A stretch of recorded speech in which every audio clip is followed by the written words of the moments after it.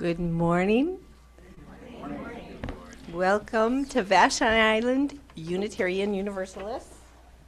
My name is Alex Clark, and I will be your service leader for today, a very special day we have. I use she, her pronouns. If you're visiting, please participate as you feel comfortable. You could introduce yourself afterwards as we have refreshments after the service. Our congregation, Vashon Island Unitarian Universalists, is committed to individual freedom of belief, welcomes diversity, and seeks to promote a sense of community which enriches the spirit. We're mostly a lay-led community strengthened and enriched by weaving together volunteer contributions of members and friends. We are guided and supported by our part-time minister, Reverend Florence Kapla, who lives in Port Angeles but is with us every second Sunday, like today. As we begin our service, please take a couple of breaths to become fully present.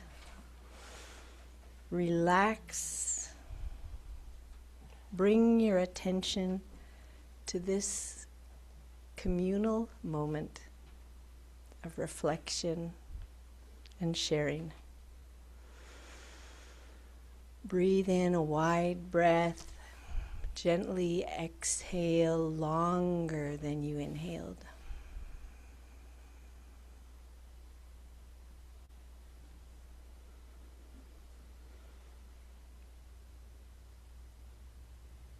This land acknowledgement are words that were given to us by the Puyallup tribe. We acknowledge that we are on the traditional homelands of the Squabosh Coast Salish Native people. The Puyallup people have lived on and stewarded these lands since the beginning of time, and they continue to do so today. We recognize that this land acknowledgement is one small step to true allyship, and we commit to uplifting the voices, experiences, and histories of the indigenous people of this land and beyond. We'll have a moment of silence now.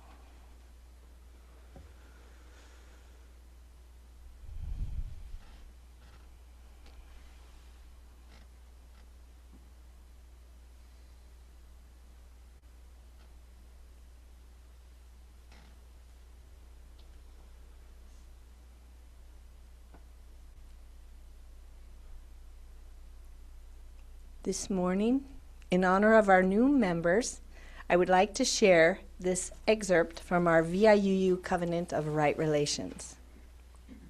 It goes as follows. At VIUU, or VIU, we welcome all who enter our congregation. We listen for and reflect back each person's deepest dream for being alive. We warmly greet newcomers, seek to know each other, and find common ground together.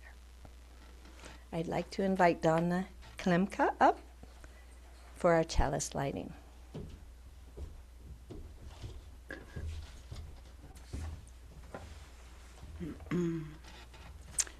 Let us light our chalices together and in person and online, with these words that are offered by Ben Sule. Out of the darkness, light. Out of the light, warmth. Out of the warmth, joy. Out of the joy, togetherness. Light, warmth, joy, togetherness. May this flame hold us for the time we are here with one another.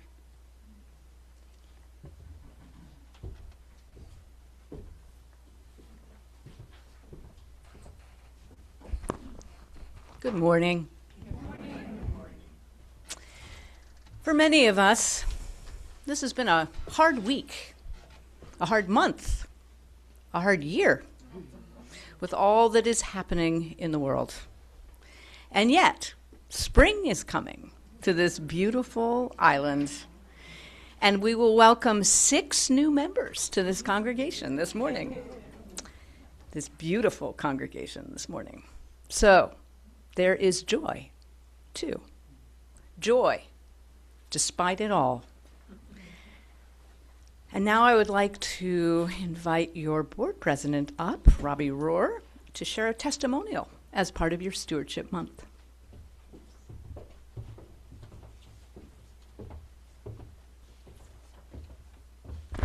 Good morning. So some of you have heard this before, but it's just my very, very first introduction to this place. I was the director of the food bank at that point, and I had been invited to come and tell you about the food bank and why it was important. And I didn't know this place was here. You know, I didn't know there were UUs here. And I remember coming in the door, and it looked a lot like this. It was just, you know, I mean, there was the windows back here with all the real life passing by us. There were, you know, candles lit. There were interesting people sitting around. And I just thought, geez, I had no idea this place was here. It just felt like home. You know, it really just felt like a place that I belonged. And it hasn't stopped feeling that way for me. When I was a kid, I used to feel as though, given whatever circumstances in my family, I felt like I had to kind of keep down, you know, that I had to be kind of small. And I'd get feedback all the time that I was too serious, and I'd be like, well, you know, what do you do about that? I mean, it's just like, that's who I am. So the fact that this place is so kindred, you know, I mean, I feel like you all belong here. I feel like I belong being with you. I used to belong to the United Methodist, just to Wallingford United Methodist, before I came here. And I thought I had found my forever family. I was like really happy there, very happy. But then I was very happy to move here. Mary and I moved here. And I didn't have that home anymore. And I actually thought about, like, you know, making the trek to Wallingford. And I thought, no, not doing that one. So one of the things that I had come to be safe in when we were there was that I'd belong to it until I died. And that some of those same people would still be around me. And that I really trusted that if something went really wrong in my life, that there would be people there who would, you know, bring me things and come to me, and that I would feel comfortable crying with them if I needed to. And I felt that way about the couple of pastors that they had when I was there too. They were like-minded people. They had good social skills, and I knew that they would help take care of me. Well, not all pastors have good social skills, but ours does as well. And I'm so delighted to have you here as our pastor too. So that's kind of, I mean, I belong here, I feel like. And the other part is the values. Just, I've always struggled to find the combination of people who had values that agreed with mine. And I have. I went to a college. I went to a Quaker college, and that felt amazing. That was like being in a warm bath. But here I really trust that everyone shares my basic values.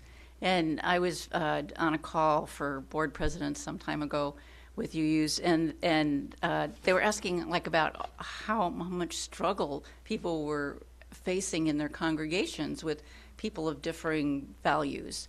And I was like, not, you know, I mean, we're not experiencing that. I'm not saying we don't have difficulties, and I'm not saying we don't have, you know, kind of conflict sometimes with people, but we share those. So the last thing I wanted to do was just read something that Jessica already wrote.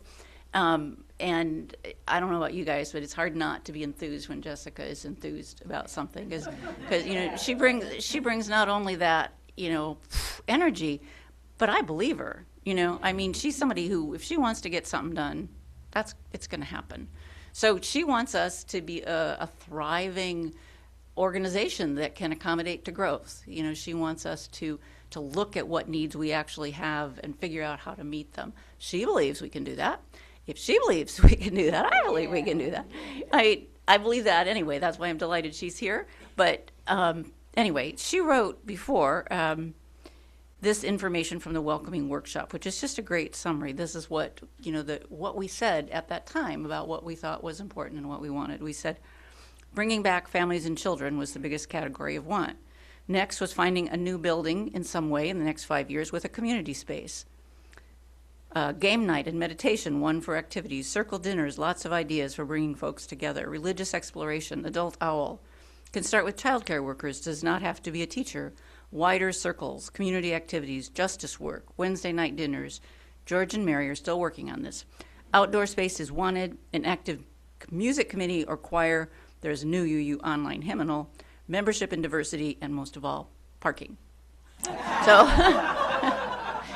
she really captured kind of the mix of the kind of spiritual woo-woo stuff and the stuff that's really important, like, do you have to step in a puddle before you get in the door?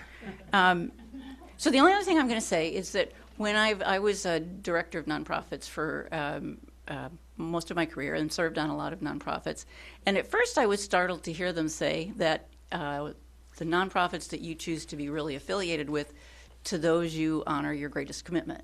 And I was kind of like, well, I'm not sure I know that, and I'm not sure that that's how it fits for me.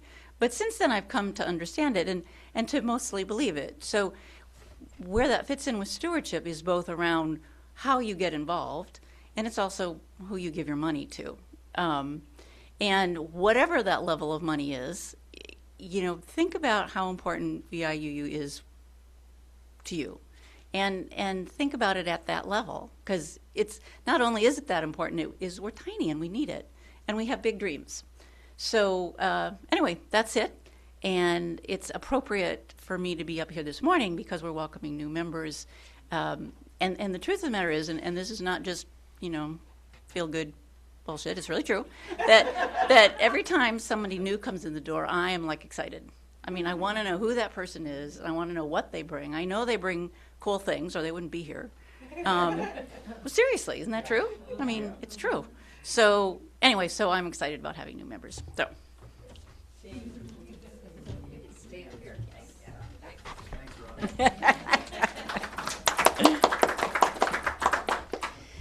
So Alex can come on up to, well, actually, why don't maybe we be over here, because what we want is to have our new members come and stand on this side. So if you know that you are joining VIUU today, this is where you come and stand. Yay, come on up. You can stand in any order, it's fine.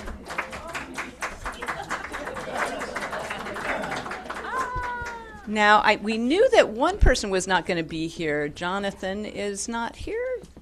Okay, so we are missing two of our two men. So maybe Jonathan will sneak in, right? You're going to hear all about everybody.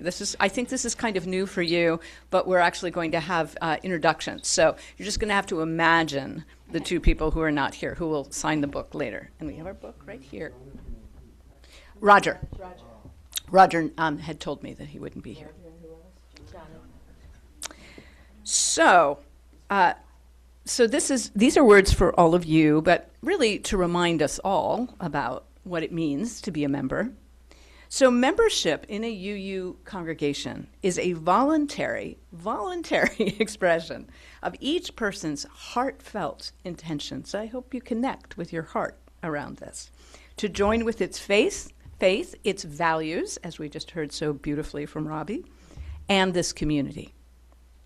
Dear ones, you are no longer, or in a moment, will no longer be guests in someone else's home. You will now be an integral part of this community, equal to everyone else here. Members of this cooperative, really where you're joining a cooperative, because we all do it together.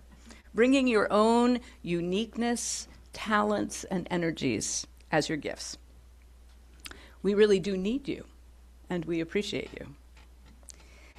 There are both rights and responsibilities associated with being a member of a UU congregation. You will now have a right to vote for your leaders or for a minister coming in. You also have a right to be a delegate to the National UU General Assembly, which meets annually and really creates where we're going as part of our larger movement. And you have a responsibility to contribute to the vitality of this congregation and to really practice the covenant, which is on the website. If any of you have never looked at it, you might take a look. And we'll do the first words of the covenant in a little bit here. So you become part of the future of this congregation. This is how we all lift each other up and make this a truly, continually vibrant, meaningful, and valuable place within these walls and outside in the larger community in the world. So now Alex will introduce you to each of our new members. I'm sure some of you know one or more of these people well, but we just thought it would be nice for everyone to know who's joining here. And each of them wrote something about themselves, which Alex is going to share. And as you hear your name, as Alex is reading, come forward here to sign the membership book officially and formally. All right. Let's start with Nancy. Hello, Nancy. Welcome. This is Nancy Jackson, a lifelong resident of New England and recent new resident to Vashon. She joins her daughter and family here and is currently building a family compound that will house both families, 3 dogs, 2 cats that don't like the dogs, and eventual gardens, goats, and sheep. Her passions at various levels are hiking in the mountains, sailing, pickleball, biking, soccer, and small dinner parties where good food is shared and stories are told.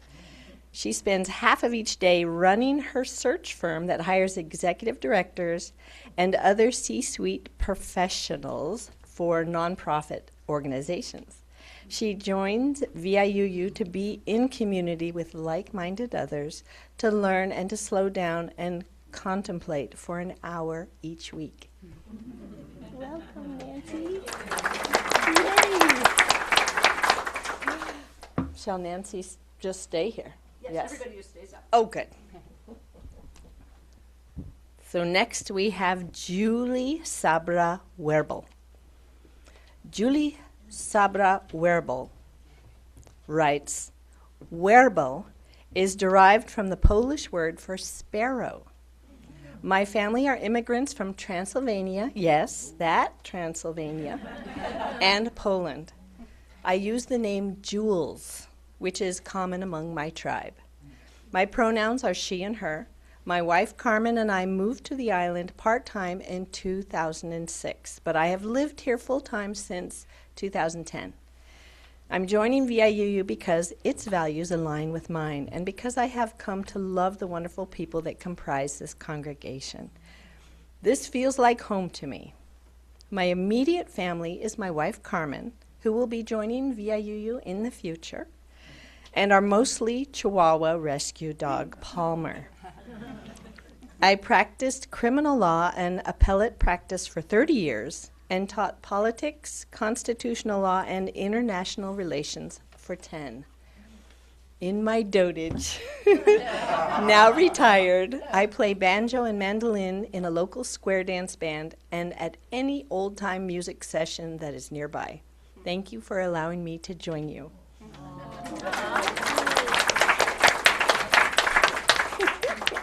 I really like this.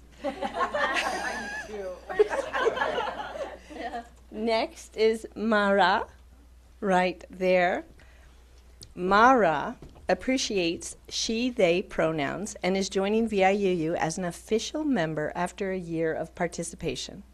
She previously attended the Bellingham Unitarian Universalist Fellowship, where she co-facilitated OWL, the Our Whole Lives program for adults.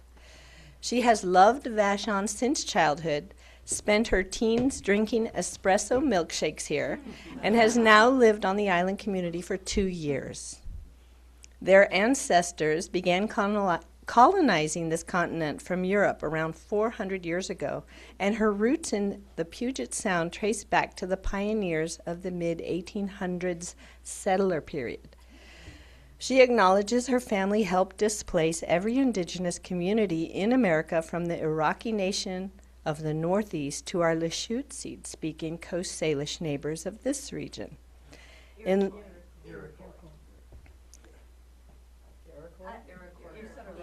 It's okay. All right. I have no. Oh, I said Iraqi.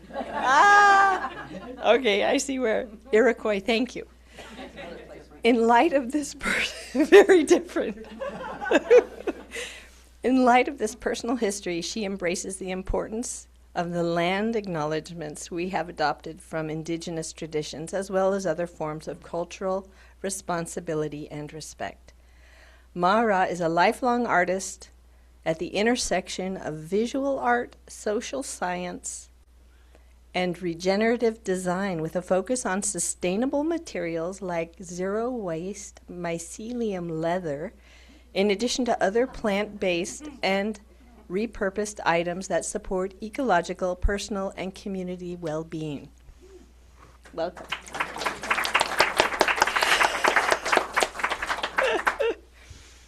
Roger, who is not present. Roger was not able to be here this morning, but looks forward to signing the book next Sunday. Roger writes, I am originally from a small town east of Cleveland, Ohio called Chesterland. I lived there most of my life, except 4 years in Southwest Virginia. I moved to Woodinville, Washington in 2011. I moved to Vashon with Lisa Rensberger in June of 2024. I have a BFA in graphic design and illustration from Kent State University. I worked doing graphics and illustration until 1992 when I attended Cleveland State University for occupational therapy. I worked as an OT for 28 years and retired in 2022. I grew up in the United Church of Christ in a very liberal and activist church. I belonged to North Lake Unitarian for several years ago, until several years ago. I have been attending VIUU since we moved to the island almost 2 years ago. I've been participating in meetings with Social and Environmental Justice Committee and the men's group in VIUU. Currently, I try to make time for my artwork, mostly watercolors recently. I have been volunteering with Vashon Island Land Trust. I enjoy gardening and working in the woods, removing invasives, and planting native plants. Yay, Roger. Is Roger on Zoom by any chance? Oh, he's busy. Is Jonathan on Zoom? Okay, so the next one is Jonathan. Jonathan, you might know he bakes a lot and makes amazing things to eat over there. Jonathan Stevens was born in Hartford, Connecticut in 1946 and raised in Suffield, Connecticut, Kirkwood, Missouri, and Andover, Massachusetts.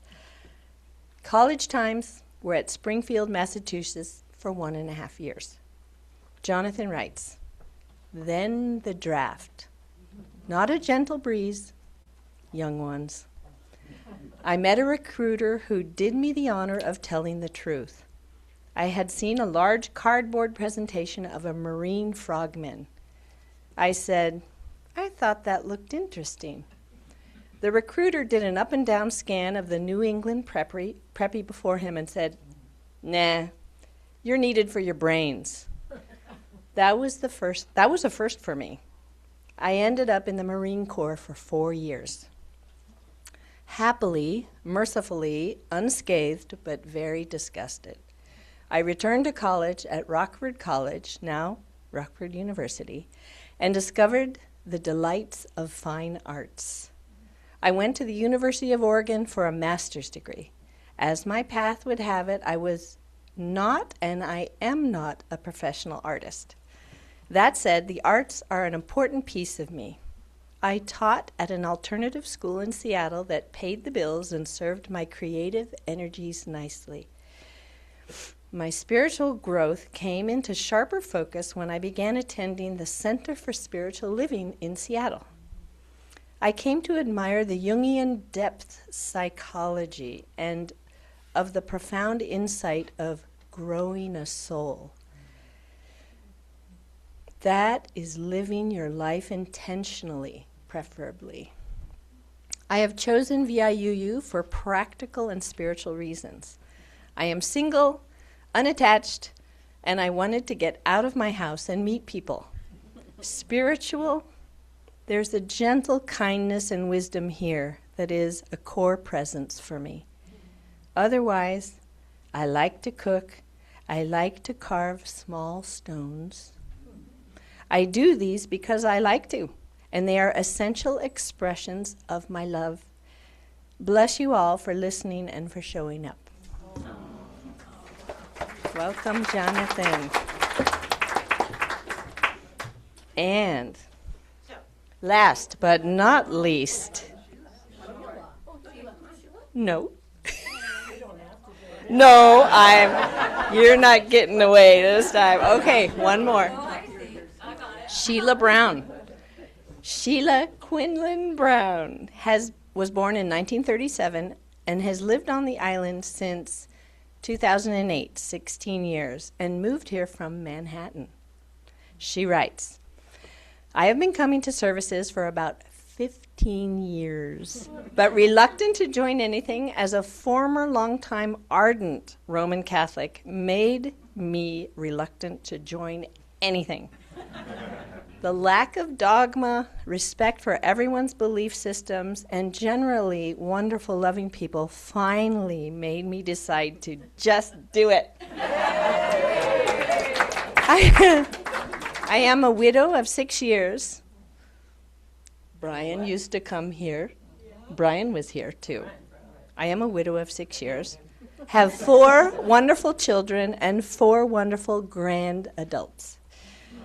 I was a woodworker, general remodel contractor in New York City in the old days, and now I am very committed to restoring a native forest on my property and doing some volunteer work with the senior center. I am an enthusiastic member of the Indivisible Bucket Brigade, where we drum like crazy at protests using 5-gallon buckets as our drums. They make a lot of noise. Welcome, Sheila.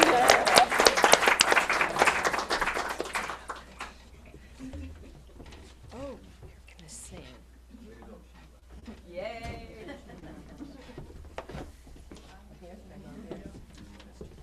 Yes. Oh, yeah, you're right. Sorry. We're really well organized here. Florence has done her best to get us organized. Okay, so with this is an ongoing part of the ceremony, and I'm going to ask you all to stand up, and I'm going to ask you questions, and you can answer as you will. Will you? Oh, this is the first part of this pledge is actually to you. Will you, the new members of the Vashon Island Unitarian Universalists, enter into covenant with us, joining your strengths and talents with ours in our work for a just world and a loving religious community? If you agree, please say, I will. I will. And now, congregation, would you please rise in body and spirit? Yea, there. Will you, of the Vashon Island Unitarian Universalists, joyfully receive these new members? Will you reach out to them, bring them into the circle of this congregation and the smaller circles of friendship and connection? And will you pledge to them your faith, your hope, and your love? If you agree, please say, we will. We will. Let us say together the beginning of the covenant of this congregation. This promise holds our community together with common purpose and common love in the midst of our diversity of beliefs. You can find the rest of our covenant on our website. Will the congregation please join together with our newest church members in affirming the covenant projected on the screen? We, the members of Vashon Island Unitarian Fellowship, strive to build healthy relations as a spiritual practice. We intend our promises to foster trust, empathy, learning, and honor. This covenant is meant to create a sanctuary for all. It will evolve over time to meet the needs of our congregation. You may be seated. So we're going to, we have little gifts for you. But before that, let's just welcome these folks.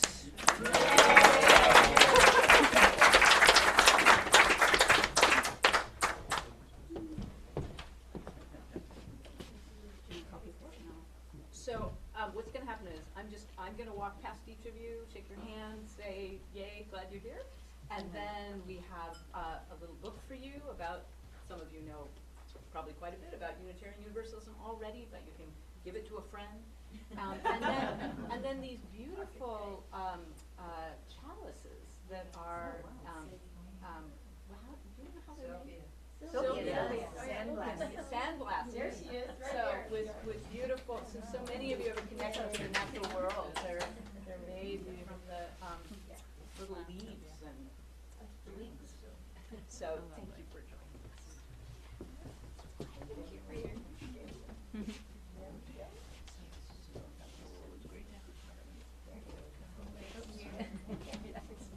Okay.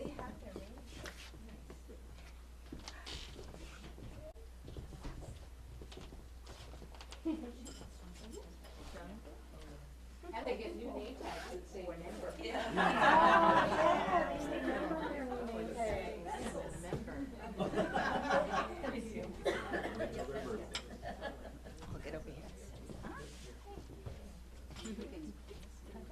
We can give Roger and Jonathan theirs. All right, one last round of applause. Yay! And you can, oh wait, we have this really great thing we're going to do here, which is that we're going to sing, you know how we make the arch, and when they were kids we made, but we're going to sing Enter, Rejoice, and Come In. And we're just going to do the first lines. Enter, rejoice, and come in. Enter, rejoice, and come in. Today will be a joyful day. Enter, rejoice, and come in. So if the people in the middle there could stand and make an arch. You don't need your book because it's really simple. And then they will all walk through the arch and back to their seats. So, sound good?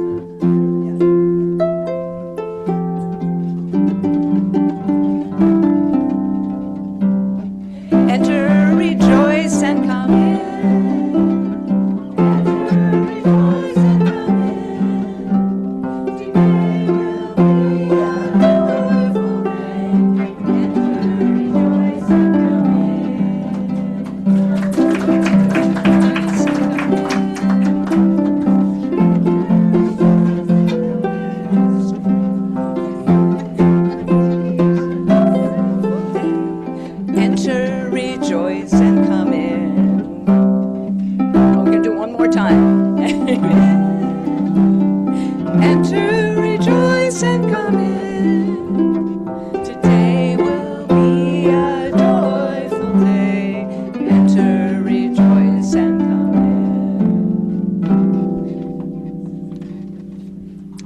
Well, that was really lovely. I hope you're feeling a little joy. So, some of you, maybe a lot of you, were here in February where we did some dreaming together about the future of this congregation. And what came through loud and clear was rebecoming a space for all ages. In that spirit, this Stewardship Month, when we hope to begin the support of making that dream a reality, we are sharing a story each week. So let your inner child enjoy it today. This is called The Last 1,000 Dragons by Pedro Pablo Sacristan. There are, and I've done a little changing of pronouns. There are many legends dealing with the extinction of dragons, but only one of them involves a certain Sir Emily, a brave knight who transformed the last 1,000 dragons. Like many others, Sir Emily spent years studying the cruel and wicked behavior of the dragons of her time. However, her own particular conclusions were unique and unusual. She felt that dragons lived in a constant state of anger, which created the fire that came from their mouths. So, she swapped the usual weapons and armor and spears of a knight for something rather unusual. A joke and a cart full of ice cream and fresh fruit. When the first dragon came to eat her, Sir Emily shouted her joke at it, which was such a good joke, or bad joke, that even the dragon had to laugh. Just as the brave knight had expected, this blew the dragon's fire out. Just as the dragon was laughing, Sir Emily offered it an ice cream. How refreshed and pleasant the dragon now felt after years of having a fiery sore throat. Taking advantage of the dragon calming down for a moment, Sir Emily offered it a piece of fruit. And to the dragon, this tasted heavenly. Dragons don't normally eat fruits or vegetables because the fire of their mouths burned such food and left it without any taste. So they preferred to eat cows or people, which, even though a bit singed, at least tasted of something. However, when the dragon tasted fresh fruit for the first time, it felt so happy and joyful that even its terrible appearance began to change. It had looked so bad because of its awful diet. But after only a few days of this new, healthier, and more joyful life, the dragon disappeared one night. All that remained of it was a beautiful butterfly with large, colorful wings.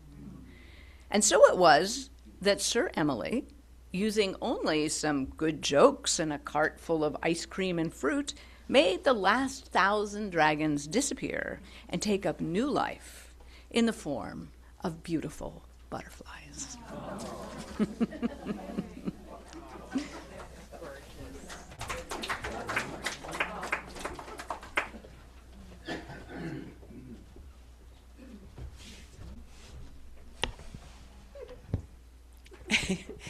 I'm still giggling over the dragons. This is a reading by the Buddhist teacher Jack Kornfield from the foreword to the book Awakening Joy by James Baraz.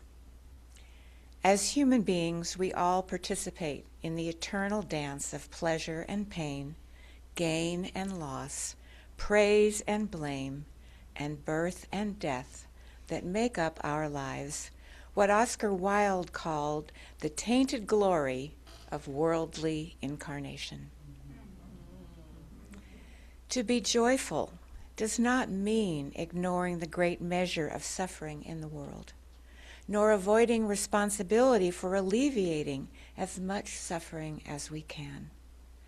Joy enables us to be part of the solution to suffering, as it enables us to uplift all those we touch. Joy is our birthright. All young children, if they are not traumatized, have it. It is innate to our consciousness. Joy is a reflection of our true nature, a pure, timeless, inviolable spirit found in each of us.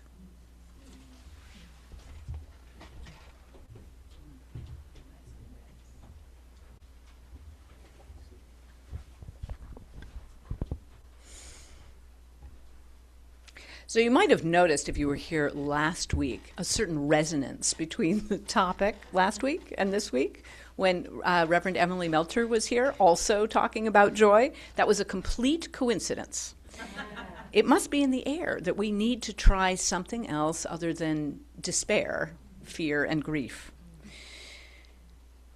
It might seem even a little, inappropriate to talk so much about joy, but please hear me out. Every Thursday evening, I lead an online meditation group called Meditation in These Times. You are all invited. Every week, let's just drop in, every week I ask people how they're doing. Here's some of what people said this week.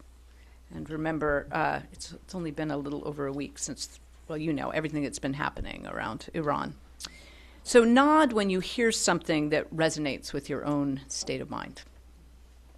Scared, quietly freaked out, and worried for others, overwhelmed, confused, drained, on the verge of panic, struggling, woke and pissed, had 3 panic moments in the last 24 hours, trying to stay steady, deer in the headlights feeling, angry, angry, angry, a little like those dragons.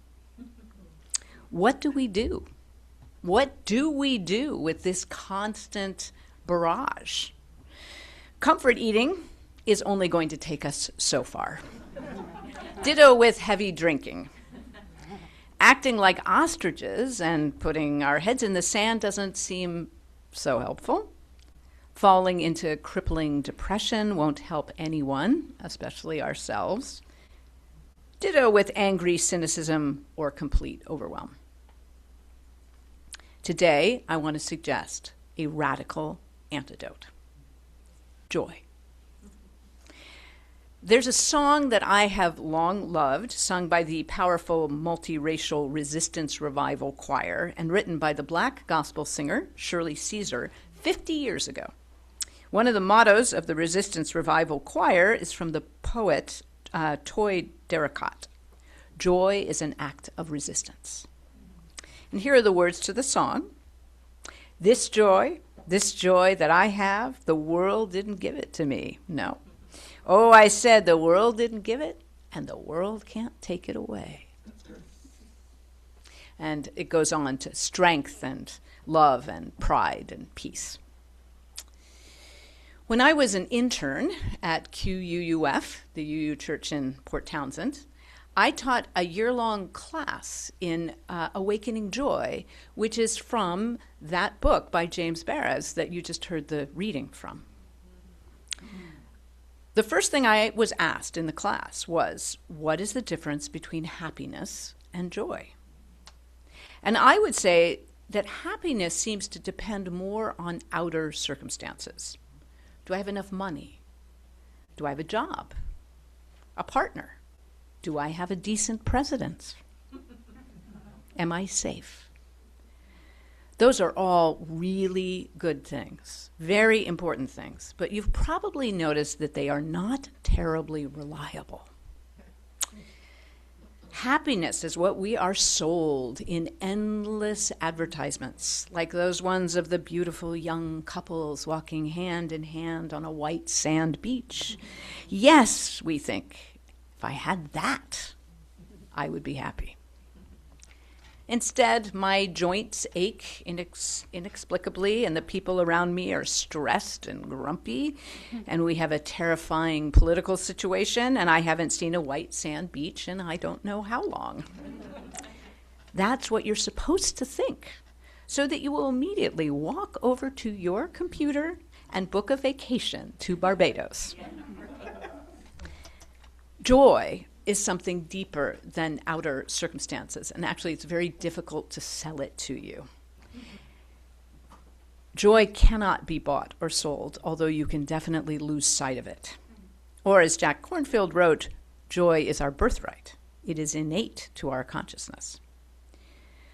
Sometimes for me, joy wells up when I look at the stars on a cold night, or when I see a huge orange full moon, like some alien planet that's paying us a little visit. The joy when I first encountered Colorado snow. The quiet joy of fire in a wood stove or a real conversation with a friend.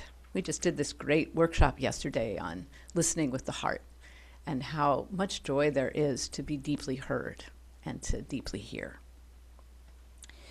Earlier in my life, I tended maybe I was a little bit like Robbie. I was very serious, and I tended towards melancholy and big questions, which kind of go together. Why is the world so awful? Was one of my questions. And as a young adult, I read a mythical story about the Buddha, who was asked more or less this same question by one of his monks. He said, "Let me show you the world that I see." And he put his big toe on the ground. That's actually in the story. And suddenly, everyone there saw a world of fantastic beauty, of kind of like now on Vashon Island, flowers dripping from the trees, everything jeweled, everything perfect. Then he picked up his big toe, and everything went back to usual again. Why is the world so awful? And I used to puzzle about that story. Did that mean that one view was more true than the other? Or were both views true? Or neither? So years later, after first hearing that story, I spent 2 months on a silent retreat at Spirit Rock Meditation Center in California. I went with very few expectations. I'd already done quite a lot of retreat practice. I just wanted to slow down and hear the birds sing. That was it. And in the course of that time, I fell into that innate joy that Jack Kornfield wrote about. The beauty of the world, just as it is, was everywhere around me. I didn't choose joy or plan joy or make joy or buy joy. It found me when I got out of the way, and I kept thinking about that story of the Buddha and his big toe. There's a kind of Zen question that I've been contemplating, another one, for a long time. How is it that any moment in the world contains so many different things happening at once?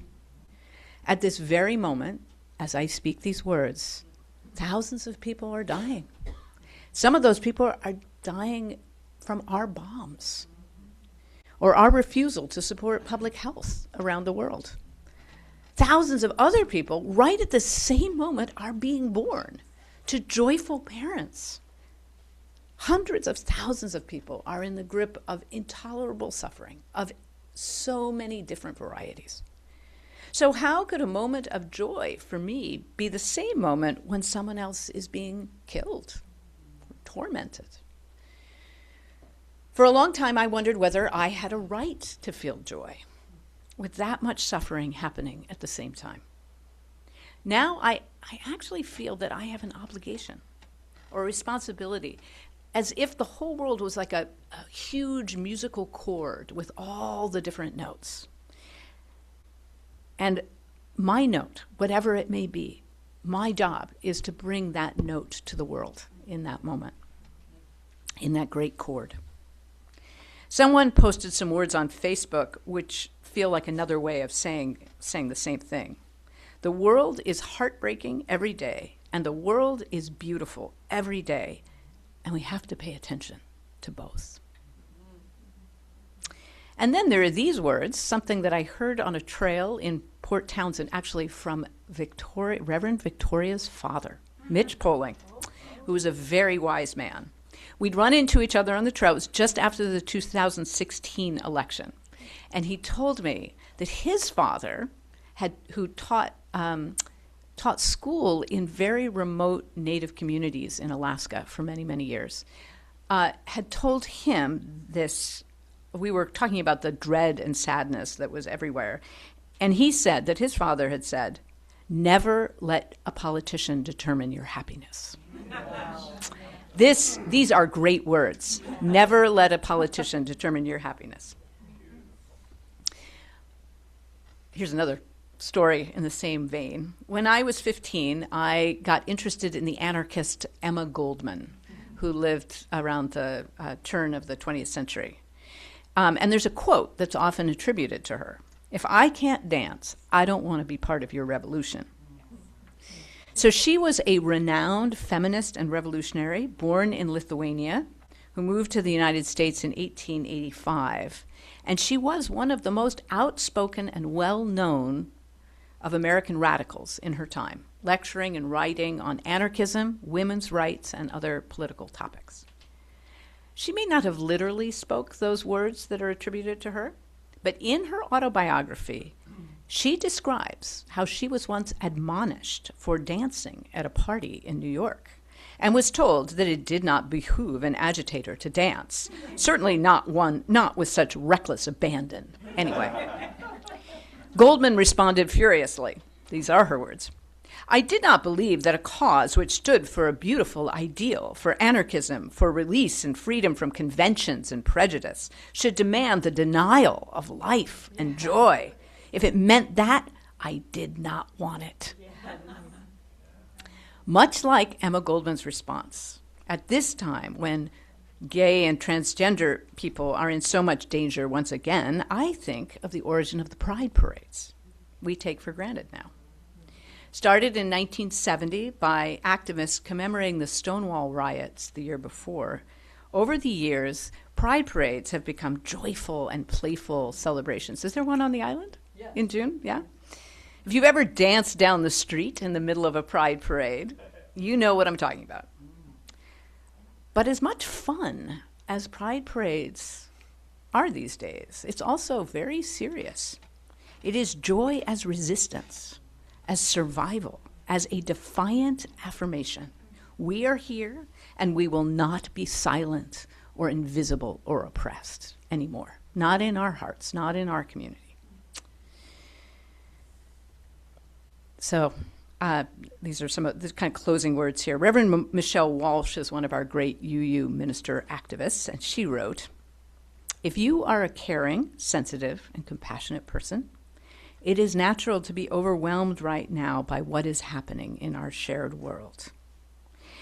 And it is also natural to respond to the inexorable tug of the toxic anxiety swirl and to become anxious in response in turn. You cannot do everything, and you never could. And the experience of so much more now being out of your control more than ever before is real. This continues to be a time of deepening in spiritual practices, particularly communal practices like Sunday mornings, that remind us we are not alone, and we were never alone, and we were not meant to be alone in facing such depths and uncertainty. Through reaching for each other, we find our calm in the midst of the storm. And from that place, we can continue to notice the joy, humor, beauty, love, and delight that is always available as a source of renewal, even in the simplicity of our breath and the fact that we are still here despite it all. So I invite you, find joy.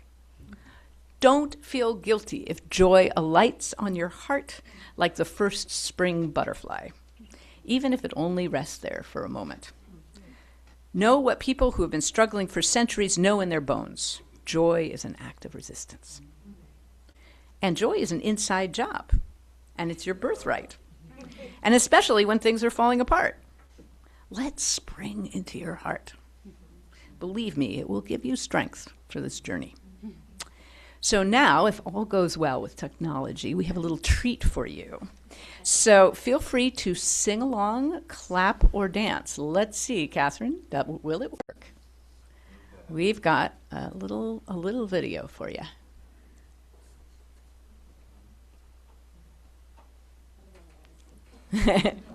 This joy. There we go. I heard it starting. Well, there should be the video. Yeah. There we go. Spencer.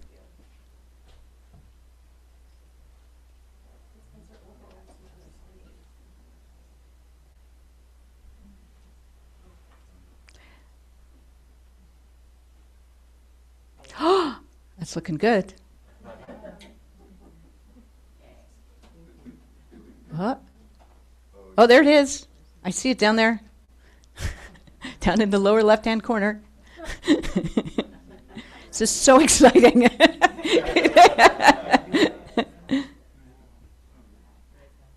There it is. And then if you press that little plus, there it goes.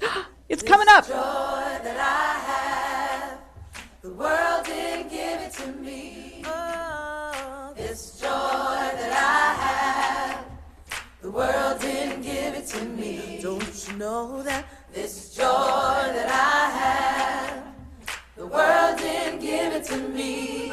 Oh, I said the world didn't give it, the world can't take it away. Oh, this strength that I have, this strength that I have, this strength that I have. Oh, yeah, now. The world didn't give it to me. The world didn't give it to me. This strength that I have. Oh, yeah, the world didn't give it to me. The world didn't give it to me. This strength that I have. Oh, yeah, the world didn't give it to me. Oh, I said the world didn't give it, the world can't take it away.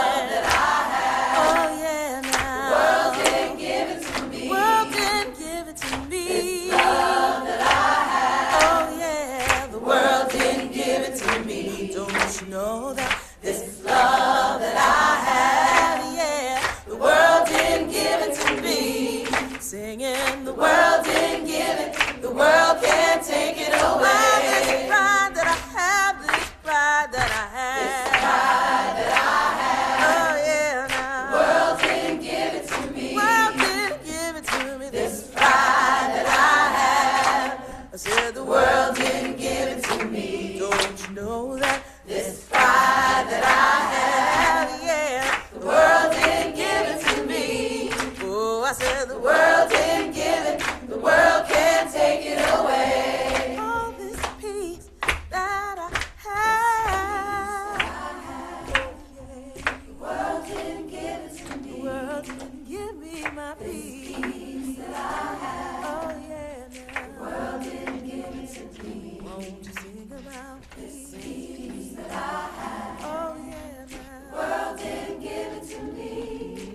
I said the world didn't give it, the world can't take it away. All this joy that I have, this joy that I have, this joy that I have. Oh yeah, now the world didn't give it to me. The world didn't give it to me. This joy that I have. I said the world didn't give it to me. Don't you know that this joy that I have, the world didn't give it to me. Oh, I said the world didn't give it, the world can't take it away. The world didn't give it and the world can't take it away. The world didn't give it, the world can't take it away. The world didn't give it and the world can't take it away. The world didn't give it, the world can't take it away. The world didn't give it and the world can't take it away. The world didn't give it, the world can't take it away.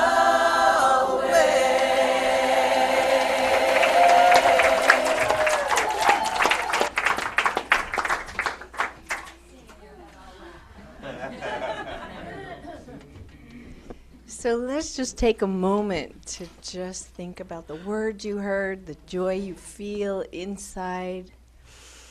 Just breathe that in.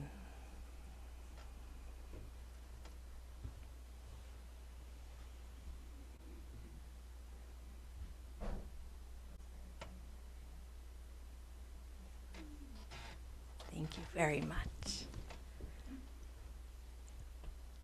As a caring community, we set aside time every time we're together. And we shall sing as Leslie plays her beautiful instrument over there. We will sing what we always sing, and it's on the inside of your... Oh, let me read. Yeah. Please join us as you feel comfortable in singing hymn 6, Just As Long As I Have Breath. Thank you, Reverend Florence. This morning, and it's number 6, Just As Long As I Have Breath. And if you'd like to stand as you feel comfortable and able to be able to sing, we'll sing, and if anybody wants to come up and help with the singing.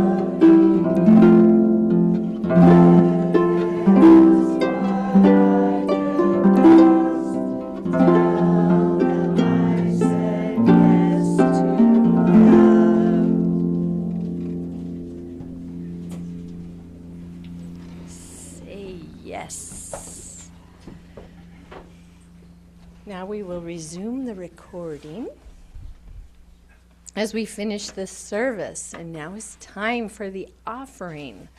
As members and friends of the Vashon Island Unitarian Universalists, we commit to supporting our congregation.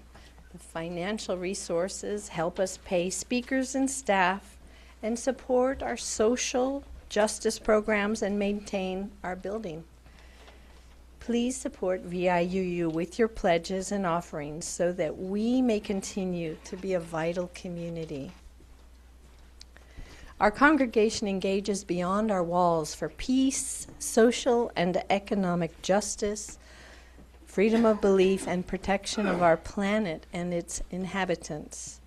Once a month, we contribute to this financial offering to a regional, national, or international organization that aligns with our values. This week's offering supports our beloved community. So as the greeters pass the baskets around, we will sing number 402 in the gray hymnal, From You I Receive. Or you can just follow along. 402. Way in the back. It's a short one. From you I receive, to you I give, together we share, and from this we live. Sometimes we do it twice through because it's nice and short.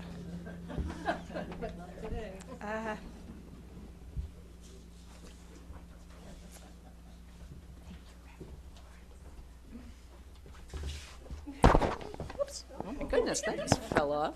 Okay. I think it's the end of the service. Everything's falling apart. So I want to thank you for staying for this longer than usual service, but we had so much joy to share. Yes. And to your welcoming spirit that has welcomed these wonderful new people into your congregation. Yay. Now go enjoy lovingly prepared treats. Have a chance to say hello to these people who have joined, and enjoy the laughter and kindness of this place, and then out into the beauties of this spring day. May joy alight on you. And I'd like to invite Nancy Jackson to come forward to read the words of our chalice extinguishing. Thank you. This is my first time up here. And a new member, no less. That's great. Good. So, we extinguish the chalice with these words from Elizabeth. Okay. I do. Well, no, maybe. That would be good. Okay, there we go. Really successful first time up here. This is great. We extinguish our chalice with these words by Elizabeth Sell Jones. We extinguish this flame, but not the light of truth, the warmth of community, or the fire of commitment. We carry these in our hearts until we are together again.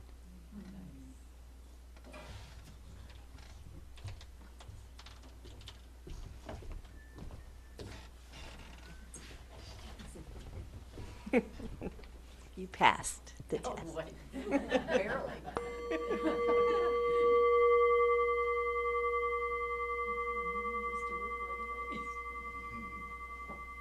Please join me in listening to Leslie's postlude before our announcements.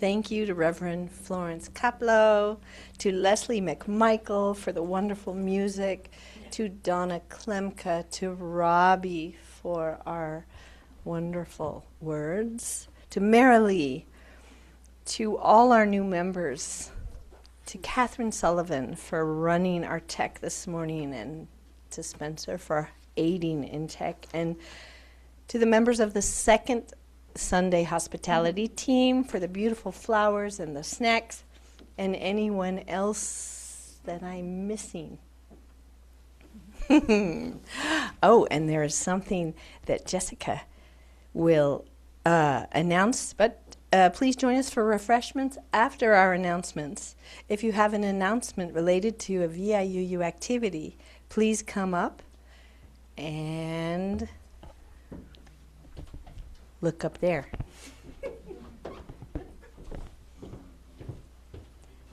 Hi, everybody. I'm Jessica, and I am the chair of the Stewardship Committee. And here is our growing VIUU tree. As you can see, our tree grew from last week. So there is a QR code there if you would like to make your pledge online. I also have paper forms. If anybody is a paper person, I have paper forms for your pledge. So come find me afterwards, and there you go. Let's make our tree grow. I'll show it every week. There are more leaves. Every pledge adds a leaf. Is there somebody that would like to give us a little lowdown on next Sunday's service? Catherine is so good about that. Next Sunday, the Social Environmental Justice Group is hosting Kevin Jones. He's going to come talk about what if we do it right, because there are a lot of us on this island that are doing right. So please come. Kat's going to be our musician. I think it's the last time that she's our musician before she goes off to wander. And we're also going to be doing the plate donation, so bring lots of money. Hope to see you next week.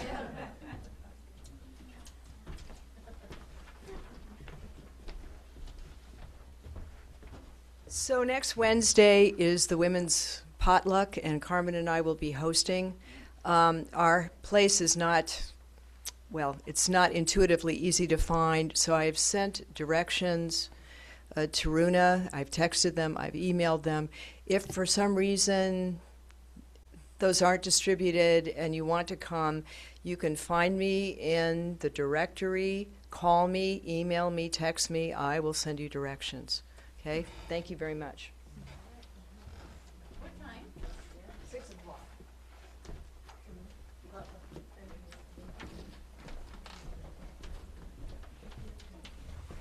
Hi, I'm Kirk, your treasurer.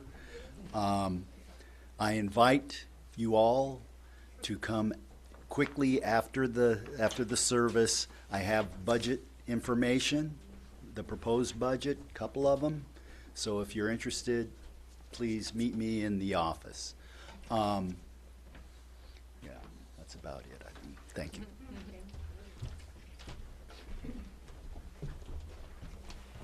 I'm Beth. We have 3 circle dinners left. We have a circle lunch coming up on the 18th at the Lewis's, and there's 1 spot left. It's the only spot left.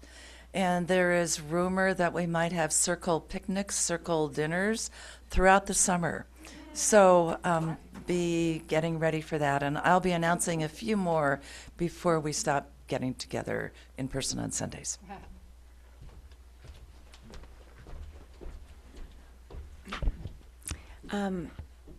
Our congregation, VIUU, VIEW, is co-sponsoring a film next Sunday afternoon at 1 o'clock called Palestine 36.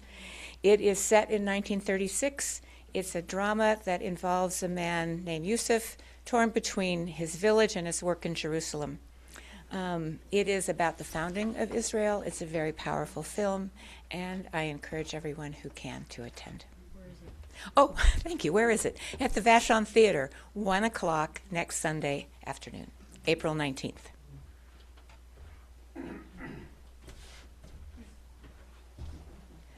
All right, we'll sing ourselves out or over to the refreshments. If you stand